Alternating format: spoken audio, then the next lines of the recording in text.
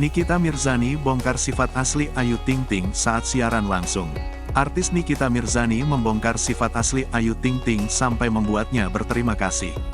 Nikita Mirzani berterima kasih kepada Ayu Ting Ting karena telah menjenguk dirinya selama ia mendekam di rutan.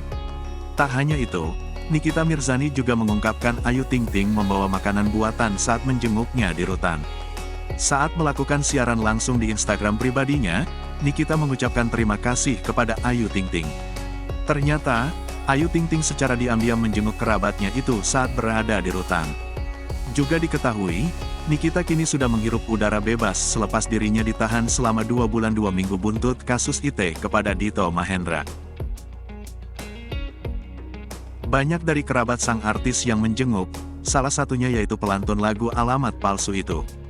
"Terima kasih Ayu Ting Ting sempat besukin aku di rutan," ujar Nikita Mirzani seperti dikutip pada laman Instagram @lambegosip, Minggu, tanggal 8 Januari tahun 2023. "Bu Ayu Ting Ting terima kasih, udah datang," kata dia.